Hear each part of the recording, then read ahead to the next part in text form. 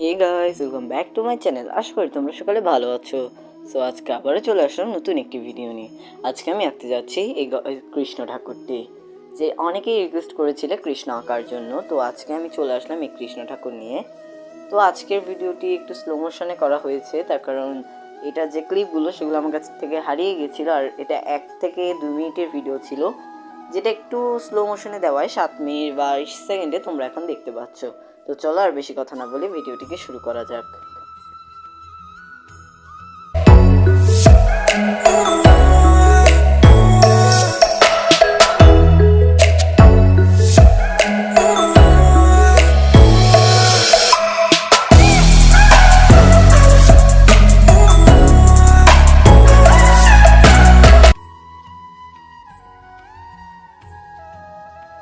কৃষ্ণ ঠাকুরটিকে আঁকার জন্য প্রথমে আমি এখানে স্কেচ করে নিয়েছি। স্কেচ করার পরে এখন আমি গায়ের কালার করবো। গায়ের কালারের জন্য ইউজ করব ওয়াটার কালারের ব্লু কালার, সেই সাথে একটু ফেব্রিক কালারের হোয়াইট কালার মিশিয়ে। তো আমি চেয়েছিলাম স্কাই ব্লু কালার হবে, যার জন্য আমি একটু fabric colour white colour মিশিয়েছি।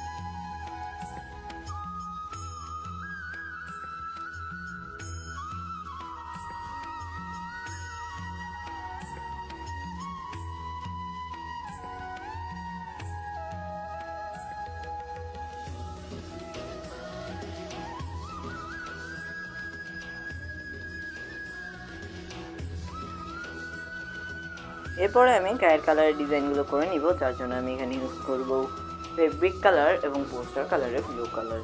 Fabric কালারের ব্লু কালারটা আমি একটু লাইট রেখেছি, যার জন্য আমি এখানে হচ্ছে ফেব্রিক কালার ব্লু কালারটা ইউজ করেছি। মেনলি এটা সেকেন্ড এবং থার্ড ইয়ারি কালারের জন্য। তো সেকেন্ড ইয়ারি কালারে আমি ফেব্রিক কালার ইউজ করেছি এবং থার্ড ইয়ারি কালারে আমি পোস্টার কালার ইউজ করেছি।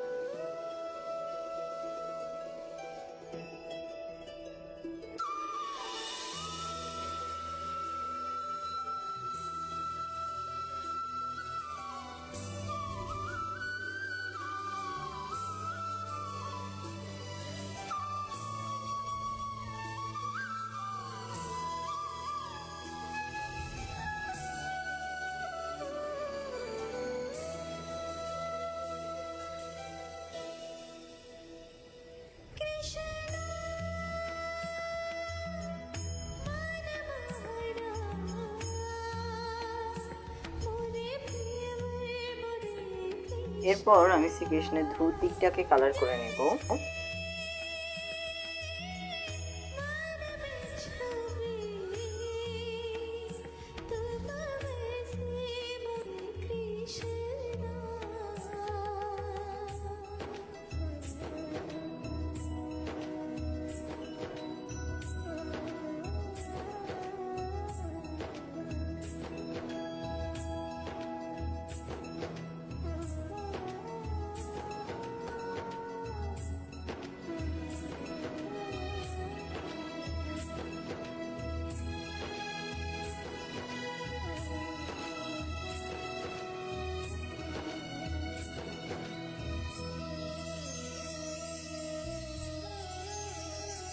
এবং এখন আমি গরুটাকে কালার করে নিয়েছি। এটার একটা ক্লিপ হারিয়ে গিয়েছে, আর গয়নার যে ডিজাইনগুলো ক্লিপ সেখানে আমি একটু লং করে দেখিয়েছি। দেখো তোমরা অনেকে ডিটেলসফুল একটা ভিডিও দেখতে চেয়েছো শুধু এই গয়নার উপরে, যার জন্য আমি এটা একটা লং ভিডিও করেছিলাম, কিন্তু রিসেন্টলি এই ভিডিওটি হারিয়ে গেছে।